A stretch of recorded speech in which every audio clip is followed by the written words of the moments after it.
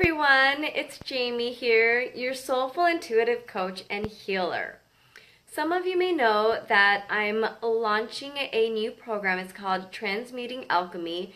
It's an empath's blueprint on how to balance, navigate, and leverage your energy. Leverage an empath's blueprint on how to balance, navigate, and leverage your gifts. And I've had a lot of people reach out to me and ask me a number of questions. And the most common question that I've been asked is, how do I manage my anxiety as an empath? And I feel like this is a really popular question. And the reason why so many people ask it is because it hasn't been properly addressed. And I've noticed two really important layers that are so important to explore. Hi Renee, thanks for jumping on. And so the thing as an empath is there does seem to be this correlation with anxiety, and it leads people to think that the reason why anxiety exists is because of your gifts as an empath, and that I personally don't believe that to be true. I mean, I believe that it's a part of the truth. I just feel like it's sort of out of alignment, because I actually think what's at the root of it all is that empaths don't learn how to manage their energy, how to balance out, how to leverage it. And so as a survival tool, what ends up happening is people guard up their energy, as a form of protection, because if you don't know how to navigate that, the natural instinct is to retreat. And this is why oftentimes we're told, protect your energy, protect your energy, protect your energy. Now, I personally don't resonate with that belief system. Just because, although there's a truth to it, I feel like it is exaggerated and there's a distortion of the truth, and it actually leads to danger consciousness. You become so hyper alert to any and all possible and potential danger that it's literally creating this subliminal fear inside of us to guard ourselves against when there may not be something there in the first place. Is danger real? Absolutely. But I think the way people are saying protect your energy, the way people are using that well-intentioned energy is sort of like the way antibiotics are being overused. Hi, Stephanie. Antibiotics have a place in the medical industry. They can save lives. They're absolutely vital tools. But there's an imbalance and there's a danger in overusing it for every little thing. It starts to lose its potency. You start to develop antibiotic-resistant drugs, bacterias, right? And it stops being effective. And that doesn't help anyone. Just because something is beneficial doesn't mean that it's going to be beneficial in any and all situations. And so I think that the reason why there's so much anxiety around empaths is that we're told protect your energy. And when that happens, it's not the actual energy that's contributing to the anxiety, but it's actually how much we resist it and how much we guard it. So think of it like if you're in the car with someone, right? And the driver is drunk, and someone else is, let's just say you're in the car and you're the empath, right? The drunk person may actually be closer to the impact of the accident, and yet the drunk person is going to be less injured by it because they're so relaxed, they're so receptive to the experience that they're going to get less hurt, even though, again, there's more damage going their way. And yet the other person who's not drunk, who's very alert, who is mentally and physically prepared for the trauma that's about to ensue, who had less of an impact, is going to get more injured. And it's because of the resisting, it's because of the tension, the anxiety, the danger consciousness that's actually going to contribute to it. And so it's not about the trauma or the intensity of the trauma, it's how we respond to it. And a lot of times I've noticed that with anxious people, it doesn't matter whether there's actually something to be nervous about or not. It's that state, and being an empath heightens that. But it's there either way. So I just think that the wrong question is being asked when I hear how do I manage my anxiety as an empath. It's really understanding where all of these moving parts are that's really important. And I know that sometimes this can be really frustrating because if you're experiencing anxiety, and I used to have a lot of it, I just wanted to know how to fix it. I'm like, I don't want to hear this shit, just give me the resolution. And I'm a huge fan of crystals, but it's more than just diagnosing something. When you go to the doctors and you want to be treated for something, you have to explain what the problem is. You can't just go to the doctor and be like, fix me. Well, what's wrong? Are you experiencing Braxton Hicks? Do you have the flu? Do you have a migraine? Like, what is actually going on? You have to understand what's happening in order to find the right resolution. And so I think that's a big thing with anxiety. Hi, Emmanuel, and also with empaths. That's a huge, huge thing. And then I think the other thing is when you want to understand how to manage your anxiety as an empath, because yes, being an empath obviously, is a factor to that. You have to ask yourself what your specific triggers are, because it's going to be different for everyone. The first part that I covered is more the universal, more common theme that shows up that I feel does apply to most people. But as far as in your specific case, it has to do with how it's showing up for you and why. So, and that can also be as a result of what kind of an empath you are. Most people are multiple types of empaths, and I'm familiar with the different categories. I don't personally adhere to them too much, just because I feel like some of them are interchangeable or they're almost duplicated, and different resources will use them in different ways. So I think it's more just understanding how it manifests that's the most important. And sometimes those labels do help to clarify it. But I think it's important to not get too rigid into the details and try to understand that.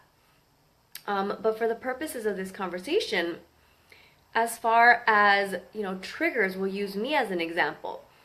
I'm a feeling empath. But for the most part, I've really learned to transmute my energy. And that's what my course is all about with Transmuting Alchemy. Is think of it like you're reinventing your energy.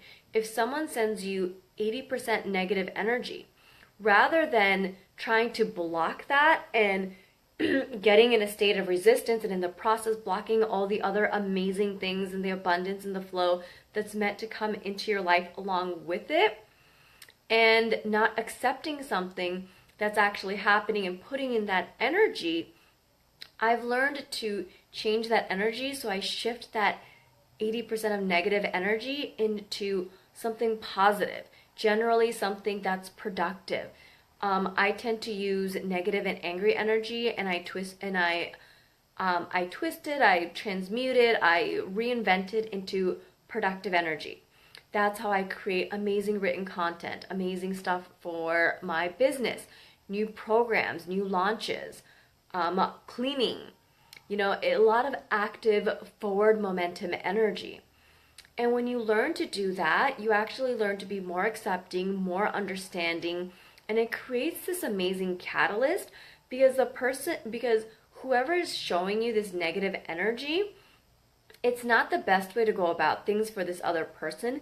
And by being open yourself, you're reflecting that openness onto the other people, onto the other person, and that's going to stimulate self-awareness and healing in themselves. Meanwhile, you've now just generated amazing energy for yourself, and you literally worked with what was happening, and you learned to be unconditional. And when you learn to do that, there's something so incredibly empowering, because now you're not feeling like helpless. You're not reacting to the environment and the things that are happening outside of you. You're learning to respond to it. You're being more strategic based on what's happening, and you are literally participating in this beautiful collaborative experience.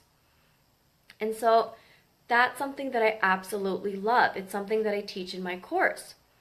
But I know that my trigger, which gives me anxiety, and it's going to show up differently for you, is victim energy tends to trigger me, right? I can have other people who are negative, who are violent or mean-spirited and angry. That's one thing. But take a victim person, and it pulls on something. And so it's really important to heal those wounds. Some of the steps that I've taken around that have been forgiveness work, energy healing, deep journaling. For me, there was a lot of repressed things, the things that we tend to reject, the things that we have an aversion to.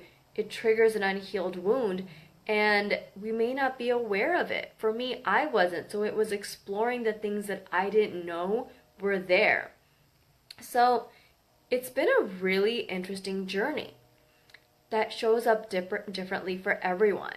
I'm also a claircognizant empath. This is where information just kind of downloads in a fact-based sort of way, which is slightly different from being an intuitive empath, even though they're both forms of intuition, right? Where it's like one is just kind of knowing things versus like perceiving it in a fact-based way. A lot of times I actually transmute. Think of it like different freeways, right? Different avenues for energy to enter, and I tend to open it up to my claircognizant energy because that's what I feel most receptive to. That's what I respond the best to. And so, you can go in that way, or you may try a different approach. Everyone is different.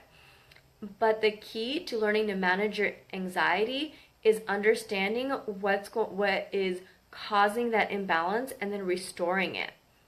Because the thing about anxiety is it's basically telling you that you're out of alignment, that there's this sense of imbalance that's going on.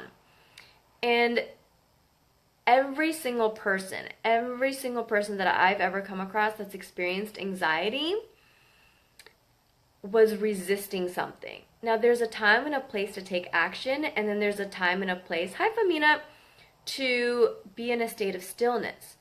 And there's just this correlation. Every single person that I've ever come across who has anxiety is resisting getting into action, implementing something that's actually going to be for your highest benefit.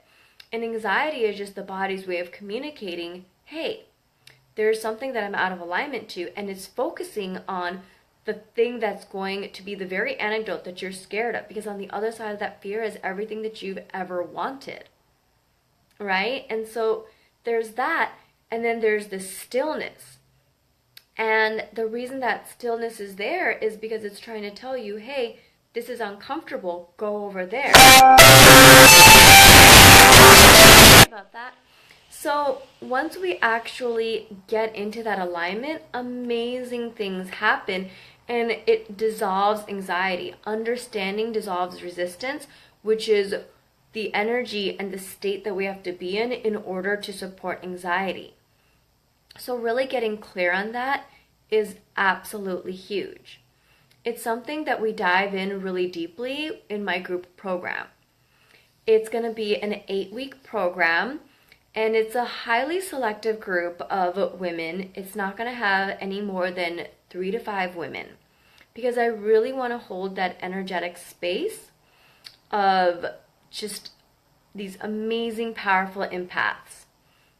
And we're going to get on these group calls, and then we're going to implement the information, all of the wisdom that we talk about, and that's also going to eliminate the anxiety. Because again, anxiety comes from misalignment and resisting action. And so it's really important that you implement these tools, because knowledge is only potential power. And as you learn to get into this state of action and creating movement and momentum in any area of your life, you are literally starting to move the energy around, and you're starting to move and dissolve some of that anxiety energy. And I want you to be able to get the most out of this group by actually practicing it. It's an amazing way to practice accountability and have this support system, this sacred cocoon of women who are all going to be here for you. All right? If this is something that resonates with you, go ahead, comment below or send me a message, and I'd be happy to send you more info. All right? Thanks so much for watching, you guys. Bye!